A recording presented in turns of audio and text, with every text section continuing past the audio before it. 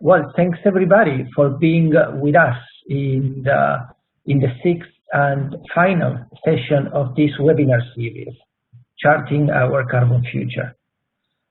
Today, the session is about inspirational ideas and actions. And I am very happy to say that we count with a top-class set of speakers. We have representatives from Microsoft, from Salesforce, Natura, ARC 2030, and the UN Environment Program. To all of them, I have asked to share with us an inspirational story, or a plan, or better yet, ongoing action. And if possible, to complement that with a data point. For example, for me, my data point is that nature-based solutions could contribute with about 1/3 of the emission reductions that are needed to close the emission gap. This is a gigantic contribution. Forest alone could provide half of it. I myself, I find inspiration and purpose in that statistic. I feel that I am privileged to be working for a UN program that is aimed at ensuring that forest ecosystems are preserved and restored, not only for carbon, but also for the constellation of non-carbon benefits as well. So, with that, it is my pleasure to introduce the first speaker of today's session, Ms. Susan Gardner. And over to you, Susan. Thank you. Well, thank you very much, Gabriel and colleagues. It's a pleasure to have the chance to talk with you and share some thoughts about what inspires me. The question made me reflect on early stages of my career and some of the inspirational opportunities that I had starting out as a marine biologist. It was back in the 1990s after I completed my PhD, and I got my first job working on the west coast of Mexico, studying coastal ecology and fisheries in an arid coastal area known as Baja California. I was working particularly in a small region called Bahia Magdalena, which serves as the birthing ground for gray whales, as pregnant females come down to this area to give birth to their calves in these warm, shallow lagoons. It also serves as important feeding grounds for sea turtles, like the loggerhead turtles that travel across the Pacific from nesting beaches in Japan and arrive to Baja California and to Magdalena Bay to grow and feed until they become subadults and are ready to make the migration back across the Pacific. So this is a phenomenal area there, very inspiring, wonderful place for a new researcher to start her career. And the coastal areas are dominated by mangrove forests. Many people know now, as we knew then, mangroves are among the most productive ecosystems in the world. During that time frame, the government economic planners were looking for ways to attract international investments. And so there were the beginnings of plans to create a series of mega hotels along the coast, up and down the peninsula. We already knew at that time how important mangroves were for fisheries, and we were gathering more data throughout that time period. We understood how important mangroves were for stabilizing coastal areas against flooding, and we were just beginning at that time to learn a little bit and pay attention to the potential for mangroves to sequester carbon. And so, Gabriel, I know you asked me for one data point, but I can't help but to give you three, because I will just want to give you one for each. And I will stay within my time limit, I think. But just looking at those three areas, for example, fisheries, we knew that the economic value, and studies have shown this, or more recent studies since the 90s, have shown the economic value of mangroves was about 300 times the official value that was set by the government. So that's my first statistics, and that's related to fisheries. Mangroves are very important in terms of supporting fish biomass, ecologically and economically important, commercially important fish species. And I had the chance to do some studies on artisanal fisheries while I was there. We were looking particularly at the shrimp fishery. And just in this one area called Magdalena Bay, shrimp fisheries were about 27%, a little more than that, for of the entire shrimp fishing harvest for the state. It represented, just this one bay represented about $15 million annually to the economy of the country, which back in the 90s was huge. Well, actually not annually, but over the duration of the time period we're studying. More recent studies have shown that mangrove-related shrimp and fish and crab species account for about 32% of small-scale fisheries landing in that same region. So the economic value of fisheries, the economic value of the fisheries just for mangroves shows that mangroves should be valued about $37,000 per hectare, which again was about, was about 300 times what the value was in terms of the government's estimates. So we do know that destruction of mangroves has strong economic impacts on local fisheries. We've seen 35% of the world's mangroves have been lost. And one of the functions that is lost with that is resilience. And so that's my second data point. The use of mangroves as a source of as a nature-based solution for resilience yields double the cost-benefit ratio compared to traditional engineering approaches. We know we've done some pilot studies in UNEP, for example, with a vulnerable coastal area in Fiji, where we looked at various adaptation options available to the community and compared cost effectiveness. For example, an ecosystem-based approach, like just rehabilitating the mangroves that used to be there, as compared to an engineering approach, like building a concrete seawall. And this kind of information helps support, for example, the town council to develop their framework for decision-making so that they can include nature inclusions in their cost estimates and in their climate adaptation strategies. And we did find, as the data showed, that mangroves could yield double the cost-benefit ratio as some other approach that would be considered more traditional. And so finally, my final statistics is related to mitigation.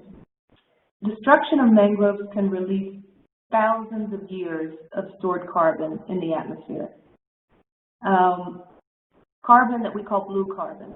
It's the carbon that's absorbed naturally and stored by marine and coastal ecosystems.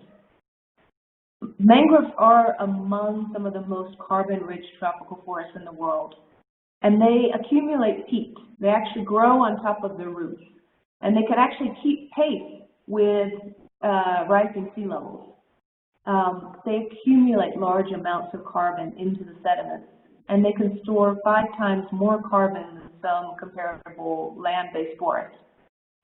So in the case of a desert mangrove area like Magdalena Bay in Baja California, carbon sequestration is almost an order of magnitude higher in mangroves than anywhere else in the surrounding desert. So you destroy the mangroves, you can destroy thousands of years of carbon, stored carbon in the atmosphere. So that's my story. So in conclusion, scientists have estimated that mangrove forests are shrinking at about 3% annually, just due to human activity. The reasons for these losses are essentially that they're so extremely undervalued in terms of the benefits that the ecosystems provide for fisheries, for adaptation, for mitigation, as compared to other projects that are easier to provide an economic valuation, like building a hotel or aquaculture or any other kind of activity. UNEP is currently working to develop new decision frameworks to help support sustainable blue economy policies because this type of work is so important, having this kind of cost-benefit analysis that accurately recognizes the true value of these ecosystems as one example of nature-based solutions. Thank you for the opportunity to provide these remarks. I'm looking forward to the rest of the conversation. Thank you. Susan, thank you very much for that, and the passion over many years for mangroves and that boundary habitat. We're moving now to somebody who's very early. We're moving to Liz over in Seattle. Shall we bring your poll question up, and maybe you could tell us about it? So Felipe is going to put it up. It should pop up on our screens. Yes, and there it is. Hopefully you can see that, Liz, can you? Yeah, absolutely. Yeah. And this probably harkens back a little bit to my NGO and consultant days, but I'm really curious to hear what other entities see as the biggest barriers to action, because I think that as we move forward, we're going to need to do this together. We can't really we can't just have individual companies or individual governments really leaning in. We have to do this collectively. So really curious to hear what other folks see as the barriers. And here we are. So we've got the biggest results on B and D, particularly D comes in first and then A third, and left by quite a margin. There's number 3, there are not enough mitigation opportunities. Is that what you expected? Can you tell us about it? Yeah, I was going to guess D. There are mitigation opportunities, but we don't have the supply chain yet in place. I would have probably combined D and B a little bit. There are mitigation opportunities, and we need the enabling environment. Okay. So interesting, yeah. Great. Thank you very much. Thanks for joining us. We look forward to your message now. Thanks, Liz. Great, wonderful. So thank you so much. This is a great, really great opportunity, and really happy to be here with all of you and inspired by the fact that there are so many people around the world tuning in today. I'm Liz Willmott, and I'm on the Global Environmental Sustainability team at Microsoft, reporting into our Chief Environmental Officer. And in that context, I manage our carbon program, including our commitment to be carbon negative by 2030, and I'll tell you about what that means. So we'll start with a little bit of carbon math. So next slide, please.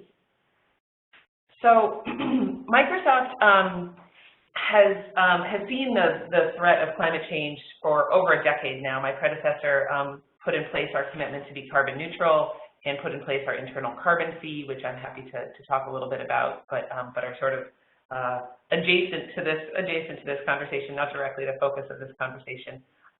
Really, we've had this history of working on climate change. What we said last year, we said what we've done so far is not enough. Clearly, the IPCC is coming out with reports that continue to sound the alarm more and more loudly, and we really need to do more. And we are a company that can afford to do more. So let's step up. And so when we look at what we can do, everything is grounded in science and everything is grounded in data and math. And that's partly because we're a company that has data and science in our DNA. Also because our leadership has a scientific background. Our Chief Environmental Officer, Lucas Joppa, has a PhD in conservation ecology. I also have a background in biology, and so together we really, it was natural for us to want to do more and really want to look at the data for what's possible. And so you can see here that our supply chain, our Scope 3 emissions outpace our direct and electricity-related emissions. And so with this call that we got from our executives last year to be bolder, we really focused on not just on Scope 1 and 2, which has been our focus in the past, but also on Scope 3, a really holistic focus. So next slide, please.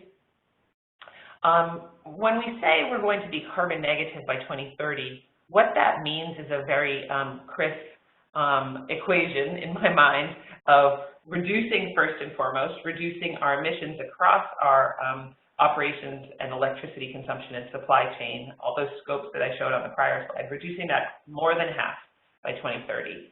That is on an absolute basis, so that's a really big commitment, and one that we sort of departed from our typical playbook because we didn't know exactly how we were going to get there. We are stretching. It's a stretch goal, and that's, I think, what's needed in this environment. Not a goal that's an empty pledge, but one that we have a sort of a general idea of what our levers of change are, and we have some specific notion of how to apply them, but we don't have every single year mapped out. So it is going to be a stretch.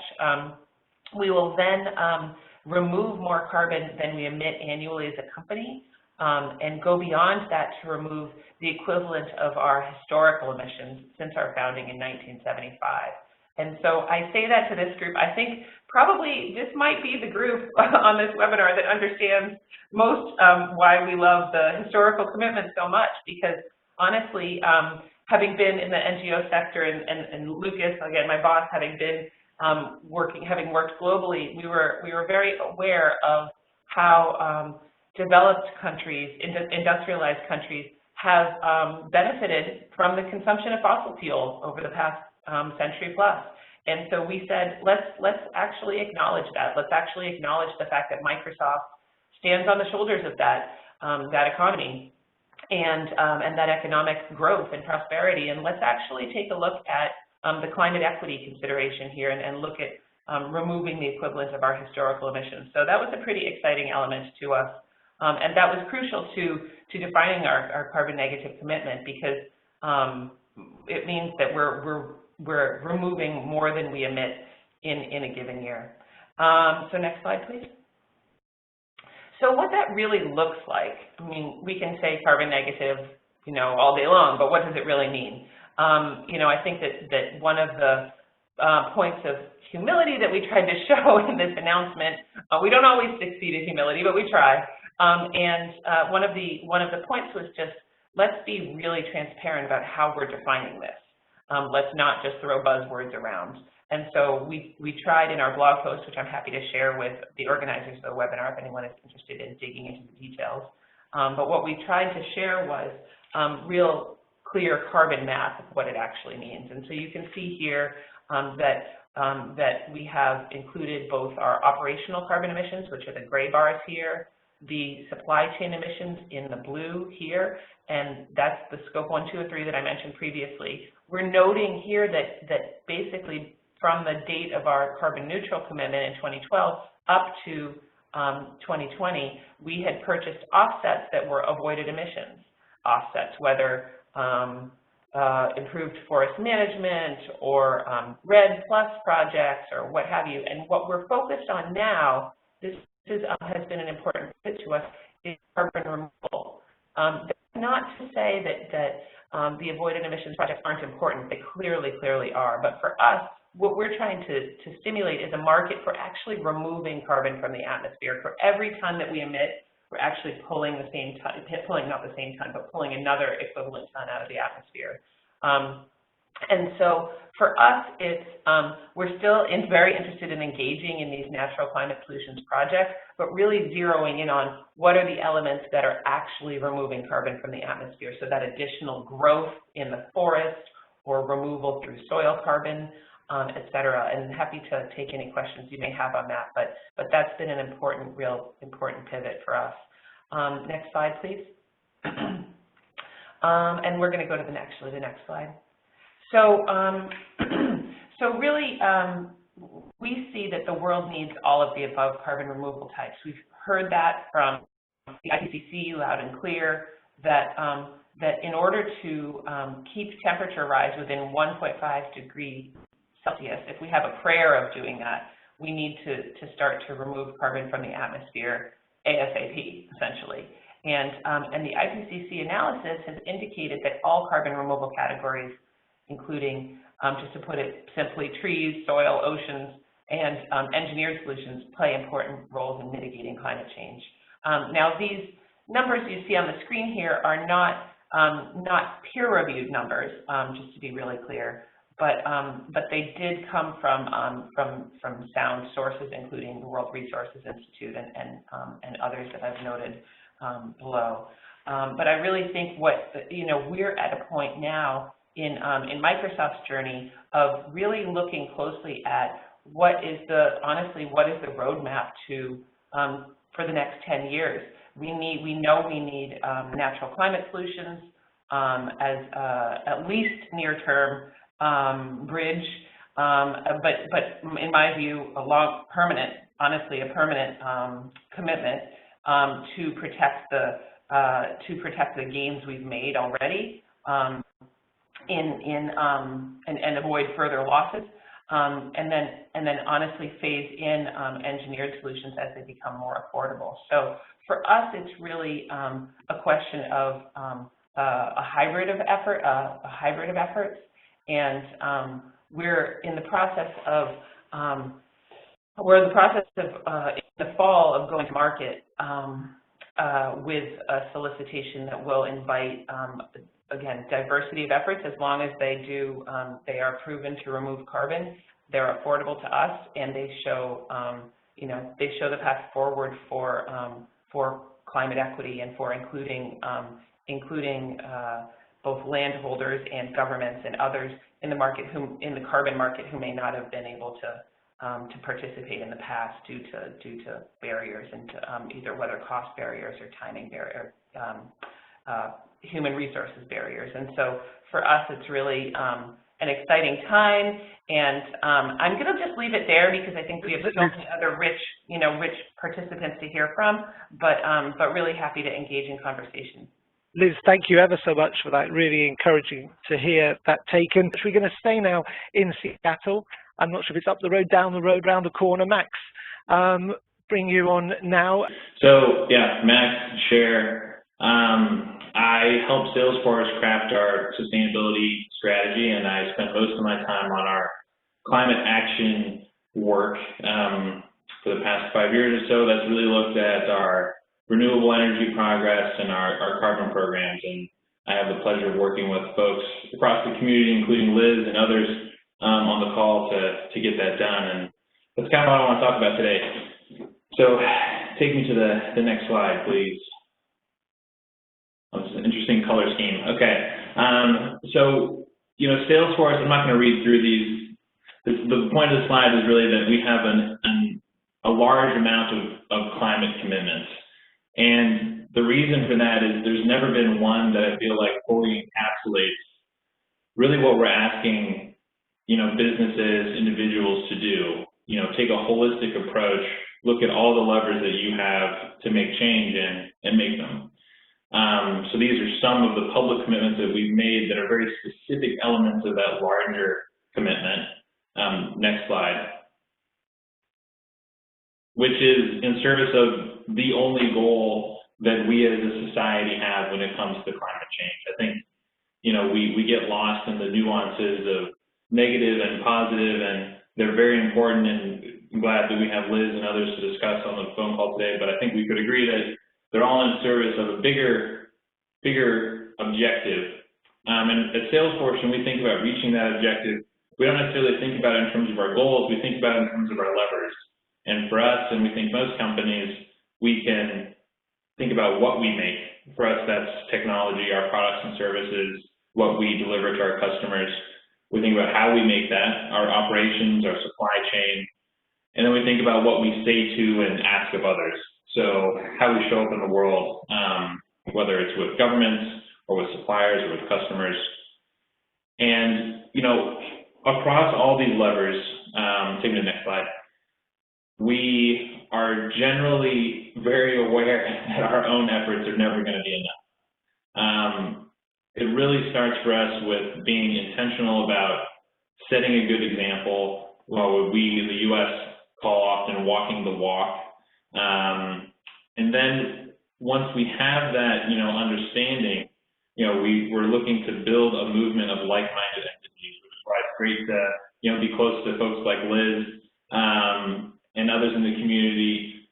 Once we can build enough of that, we think we can, tackle these biggest obstacles and help change the system. And for instance, to Liz's question, putting in place the markets and the enabling environment for a lot more of what we need.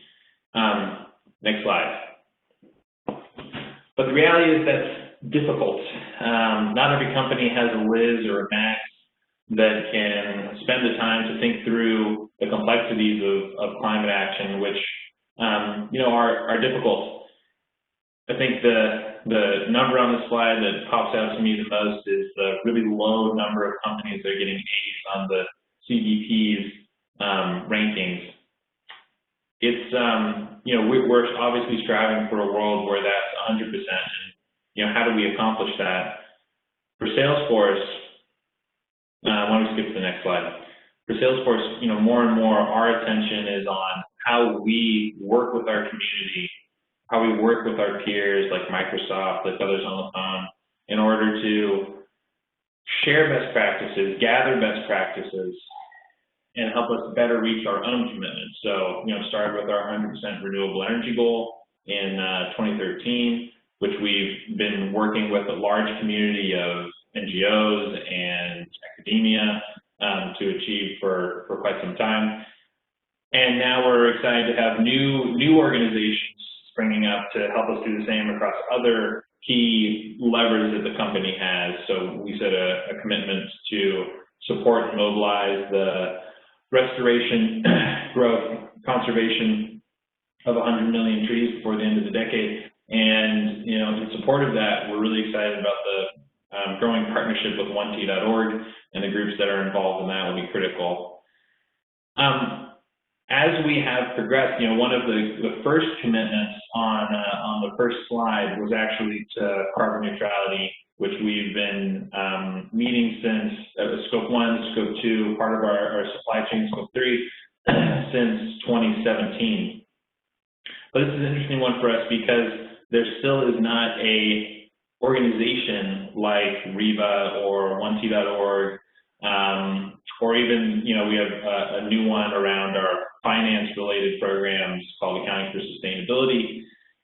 There isn't one for the corporate carbon offset purchaser. And it's something that I think needs to come next for this space in order to both showcase the demand, execute on, you know, existing commitments, but also help create that enabling environment for more government action. So next slide. And when we think about groups like this, and I put this up because I'm going to ask you folks in a second what you think would be the best focus for a group like this. When I think about it, these are kind of the 4 pillars of action that come to mind. So, you know, how can we disseminate best practices, bring in practitioners, academia, the scientific community, so that we can make sure that the great thinking in Liz's mind is also something that others can draw upon. You know, how do we collaborate? How do we, you know, go to market together? How do we spur market innovation? How do we support the new mangrove projects that are starting to be spun up out there? How do we make the next generation of them even better? And the theory here of change comes together a little bit in this last pillar, which is, you know, if we provide a clear entry point, we provide clear guidance, just like we've now done with renewable energy, it makes it a lot easier for companies, for the private sector to participate. And we feel that, you know, if you could provide these mechanisms, the carbon markets could see a lot more participation from the private sector, and in doing so, have the enabling environment to see the government action on carbon markets that we know we need. So I'll stop there, and I'll turn it over to my question for the group, which there is a slide for it. So, you know. So we'll bring up the poll now as well, so we'll see a repeat of these words in the poll box. So please, yeah, carry on, Max. Perfect. So the question is, if you envision this group of private sector entities, your Salesforce, Microsoft, and hopefully many others in the world, you know, we're able to come together and have an organization where we work on these topics together. What would be an important thing to focus on in the, you know, near term? So some questions here as examples, and if there's not your perfect focus for this group on the screen, put it in the chat. I want to hear everyone's ideas. And the results have come in. C has got the biggest single result. It's actually a normal distribution, is it, between A and E? And I can see Tim has put into chat, Tim in Nairobi, he said he'd have chosen all 5 options. Other people, yeah, isn't the answer all of the above? Somebody else, Julie's just said that as well. So please do carry on with your chat commentary on that. Anything else you want to say on the results there, Max? I'm personally actually very excited about C. So yeah, glad that other smart folks on the phone think Yeah. Fantastic. Thanks ever so much, Max. Thank you for that, and hopefully get a chance to get out into the wetlands and into the water later, maybe, as it's the start of your day. And we're coming over now across the Atlantic to Stephen. Great. And we're going to take your question now, Stephen, I think. So maybe tell us about that as we bring it up. So, and what's in your mind when you're asking this? What? Yeah, I think it actually really is the defining point for the start of our 2030 journey. And it was this idea that we had spent many, many years listening to scientists give us increasing warnings about the state of the climate, and more alerts from governments and people and protesters, but nobody actually knew what the solution was. And when you talk about, are we planting trees, are we achieving net zero, or are we restoring, there's no target. So for me, there was a very clear objective in my mindset as to the most important thing to me in terms of defining our plan of action. And I'm just interested to hear what people think about the clarity of that vision and how it matters to the customers and to the employees. So D, answer 4 there. So, and that's come in with nearly 50% of people voting for that, with C following up. So C, we're committed to restoring global ecosystems. So thanks very much for tuning us in there, and Stephen, over to you. It's a great answer, and in fact, you talked earlier about the defining moment. Well, for me, it was actually a very clear defining moment. It was the moment that the UN came out and asked the question, or made the statement, we have only 12 years to save the planet. And I, along with many people in this audience and many people around the world, have spent much of the last 20 years, in my case, working with wealthy families around the world, essentially digging holes in our back garden.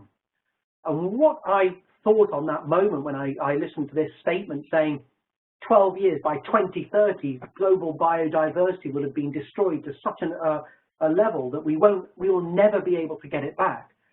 I spoke to a few of our biggest families at that point and said, look, everything we work on, from child poverty and food and education and gender equality, etc., it all becomes irrelevant unless we have a healthy planet. But actually, a healthy planet feeds into answering most of those global problems anyway. So I made a commitment to my network to say, I'm going to spend the next 7 days thinking of the solution, the moonshot solution, because had this been not the UN saying the climate crisis is going to destroy the planet, had it been NASA saying we had 12 years before an asteroid was about to obliterate planet Earth, we would all be thinking very differently. Every government, every scientist, every academic, every organization, and every individual on the planet would be looking to unite behind one solution, the only solution that mattered, which was destroying the asteroid. I call it my Bruce Willis moment. Where is the Bruce Willis plan for the planet? And there isn't one. We're all building shelters in our back garden. So I set myself a task of defining what that needed to make it happen. And that very important question, what will it take to end the climate crisis? And in essence, over a 7-day period, I went through 3 major thought processes. So the next slide, please. The initial task was saying, what does winning mean? And I looked at the Paris Accord and thought, setting a climate crisis, climate reduction of 1.5 degree temperature gain, to me, isn't about winning. Okay, it's a fantastic achievement. It's like coming 7th in the Olympic Games. It's a great achievement, but it's not winning. Winning is, what do we need to do to actually maintain the Earth's temperature at a stable level, maybe where it was before the Industrial Revolution. And of course, there are 2 elements of that. One is nature-based solutions, and the other is funding the companies that are going to stop the destruction of the planet. But I was primarily looking for a solution that the world could understand and participate in. So in looking at nature-based solutions, we did some simple maths with some great expertise from around the world. And in essence, we've destroyed about 320 million hectares since the beginning of the Industrial Revolution. We continue to destroy 20 to 25 million hectares a year. So it actually works out quite a nice number. By 2030, this cataclysmic date, we will have destroyed 500 million hectares of the planet since the beginning of the 1800s. So there was the target, 500 million hectares. Now we need to understand how we're going to achieve that. Not just a number, not just a vision. Oh, let's plant 1 billion trees, or what has meaning? Mapping out what that 500 million hectares is going to look like. And we looked at a lot of the partner programs we've been working on for the last 20 years, and we noticed that there were really 5 major global ecosystems. And of course, the underlying science behind this is way more complex, but in terms of a public engagement, there was this idea that we have rainforests, we have forests, we have oceans, we have desert, and we have savanna. The 5 great ecosystems of this planet. So 500 million hectares over a decade to take us back to where the Earth was in the early 1800s means 100 million hectares of ecosystem restoration across those 5 ecosystems. Okay, 100 million hectares of oceans, 100 million hectares of rainforest. Over a decade, that's 10 million hectares per ecosystem. Okay, sounding a little bit more manageable now. And across 5 major continents, when you start with Australia, India, Southeast Asia, Africa, and South America alone, ignoring the rest of the world, you're kind of thinking, well, this is just 2 million hectares per ecosystem per year. All of a sudden, the impossible challenge of restoring the planet Earth back to where it was becomes quite feasible. I have a basic principle that says I need to be able to explain something to my children so they understand it. So I use this analogy, which we've actually used for 18 months now, which is, imagine the planet is a 500-piece jigsaw puzzle of planet Earth. And when we complete the jigsaw puzzle, we've restored planet Earth back to where it was before we destroyed it. But each jigsaw puzzle piece is a 1 million hectare project. So that defined the task. The next thing was to basically define how we were going to deliver completing that jigsaw puzzle. Well, when you look at those 1 million hectare projects, what I have witnessed for 20 years is almost a totally dysfunctional system between how things are funded and how things are executed on the ground. I liken it to the food truck turning up with 50 bags of flour to a starving African village. And instead of actually sitting everybody around the room saying, what is the best thing for us to do with this flour? We actually stand on the back of the truck and we throw the bags of flour out, and people fight and scream and yell, and the big guys walk away with the flour and the needy families don't. And there's lots of flour wasted. And to me, that was a great analogy for the NGO funding model. Huge amounts of resource wasted because families and foundations dangle a $20 million grant and say, who wants this? 50 NGOs spend 6 months preparing a proposal, 49 of which are wasting 6 months of time and energy putting a proposal together because only one gets it. And the one who gets it basically may be slightly better at doing the task. And what you end up with is actually a system which not only is hugely inefficient, but it also basically cuts out the logic of how things should function. So next slide, please. So basically what we looked at was to say that NGO funding model is broken. What we're looking for is to engage citizens and corporates with a way to move beyond that offsetting, to really understand the actions and reinvent how we do things. So we define tasks, we define ecosystem strategies, and then we engage NGOs and scientists and academics collaboratively to make things happen. The final piece in the jigsaw was, of course, where the money comes from, because, of course, we have spent years going around what we effectively call a donor model. And I didn't believe that, and I'm connected with 4,500 of the world's wealthiest families, and I know that getting money out of them is not difficult, is not easy.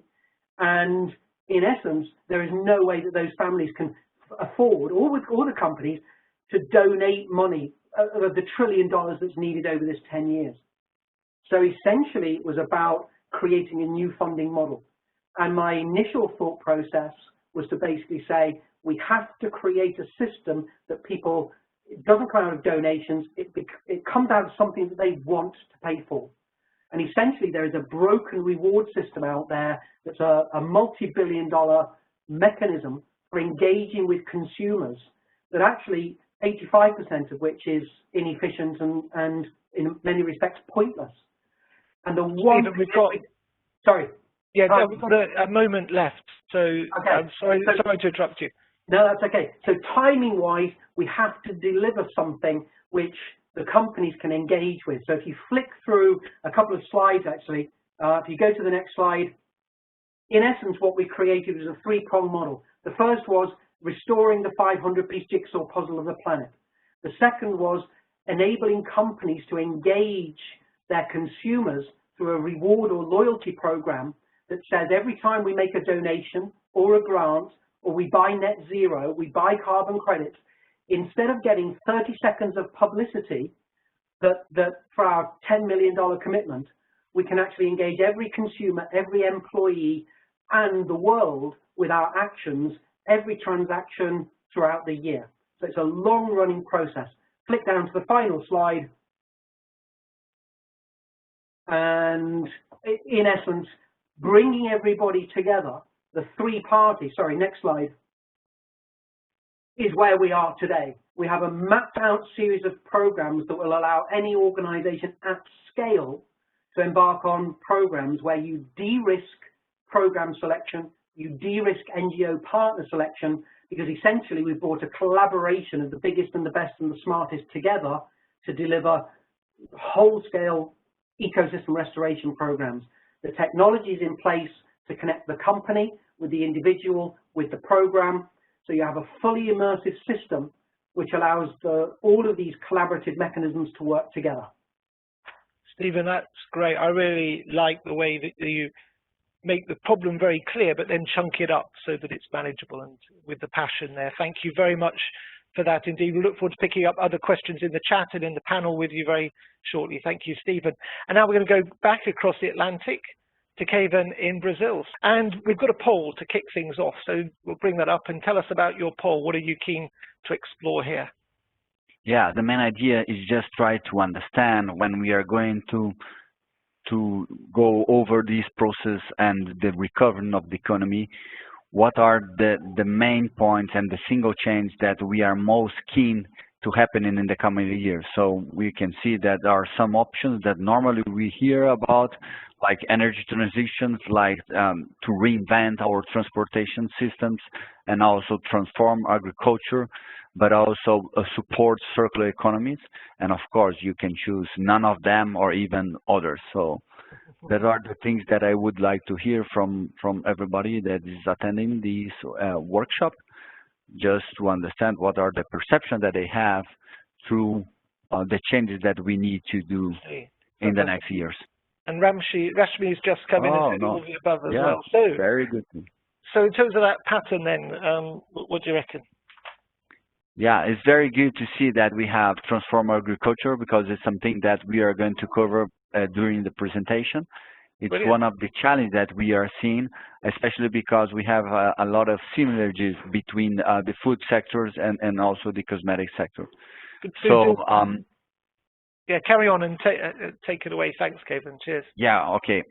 So for first of all, thanks for the invitation to be part of the last workshop. It was very good when we saw all the 5 previous sessions that we have, to have the opportunity to share a little bit more about the work of Natura. Marcelo has already made some comments about one of the sections.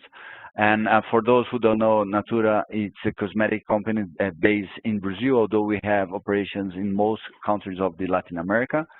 And we are founded in 1969. We have more 50 years of existence. And we belong to the group Natura & Co., who also has Avon, The Body Shop, and Aesop as the other brands. So nowadays we are the 4th largest cosmetic and beauty companies around the world. So the next slide, please. It's a timeline that I would like to focus on the marks that we have regarding climate change. You can see there are some extractions of the codes mentioned. The first one is an extraction from our annual report of 2006 that we recognize, and we are very happy and celebrating that the increase of the awareness of the global warming it was happening in around the world, and therefore we understood that we have a role to do as a private sector. So we created the carbon neutral program in 2007. And then you can see that there are some of dates that we received some awards, and last year we signed the pledge of the Business Ambition 1.5 because we understand that it's something that we need to do. And you can see that from the quote of our executive chairman that we see that we need to do this together between the business, the government, the civil society, and also in individuals. As my other colleagues has already mentioned, the sense of collaborations and the action together is something that we need to fight for, especially for the moment that we are seeing. So 2020, one of the things that we would like to support is all this process of recovering the economy, how we can try to do this uniting forces. It's something that, of course, is going to help each other because it's going to scale up the solutions, and of course it's going to be more feasible to do that.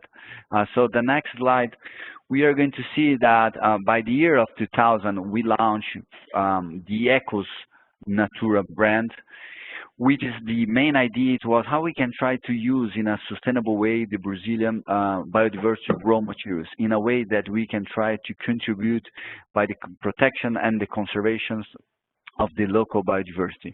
We have to keep in mind that for the local communities, deforestation is always knocking on their doors. So we have to offer a way that they can remain with the forest, but at the same time they can have an income to have prosperity. So the main idea from now on, how we can go beyond that, how we can not only remain with the protection and conservation, but how we can do the regenerative and the reforestation of all these areas. So the idea is how we can become, from the next 10 years, a regenerative business. We can go to the next slide. I missed some of the graphics, but in the other hand, this picture, it's very iconic because it can prove and it can show what we are doing in the region. So it's something that is very special because you can see by the left side of the picture, it's someone that is working together with us in one of the communities. And on the right side, you can see someone that is not joining this program. We are making payments for ecosystem service. It's something that is not new, but you have to find the balance and the property reward for those communities so they can remain with the forest. And with all this process, what we have been achieving is that we are conserving 1.8 million of hectares, which is, just to give an idea, 23 times the size of New York City, which is very good. And in the other hand, one of the challenges that we are facing is how we can give support to the other corporates in our supply chains, in our sectors and other sectors, and even how we can try to make the NDC enhancements. Just to give an idea, the Brazilian NDC mentioned by the Paris Agreement, we are saying about 12 millions of hectares of restoration. So how we can try to support this kind of process, because we understand that and we believe that in the interdependence of natures, of relations, communities, and the world. It's very important to mention that, especially about the health crisis that we are facing for the moment. Next slide, please. And here, it's a very provocative questions. But you can see by the top of the right slide, in the right side of the slide, that by the pool that we mentioned, transforming agriculture is something that we need to fight for and try to look for new solutions. Probably it's something that is going to demand a little time, and then if we can join forces, we can have faster the results. Palm oil is something very important from the cosmetic industry and also for the food industry. So the main concern, and everybody heard about what happened in Malaysia and in Indonesia, and although we have established the RSPO as a process of certification to try to get a minimum standard, we understand that we need to go beyond. So in the last 11 years, we have been piloting and try to prove not only to Brazil, but around the world that it's very possible to have the implementation of palm and production of palm oil using agroforest systems, which can increase 10 to 40% the productivity. At the same time, they can give more resilience to the system. If we can go to the next slide, just to end my presentation. Here we can see one of the beliefs of the companies. And I like very much this belief because it's saying that we need to involve every time because otherwise we cannot survive. At the same time, we cannot contribute to the evolution of the society.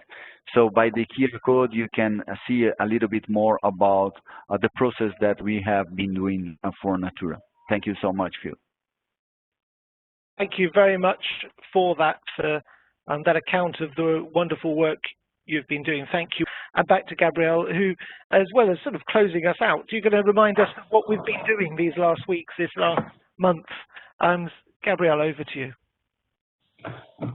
Thanks, Phil. You hear me well? Yes, great, thank you. And see you well as Thanks. well. Yeah. Well, we are coming to the end of the webinar. This was the sixth and last session of a series of online events that touch upon key issues you would like to keep in mind if you are planning to invest in nature-based solutions, particularly in terms of forest conservation and forest restoration. And for those that were not with us in previous weeks, session 1, you can see there, we've done one of these for each session. It's a graphic recording of ideas. In session 1, we brought together a top-class group of speakers to discuss nature-based solutions and what to expect in times of COVID-19.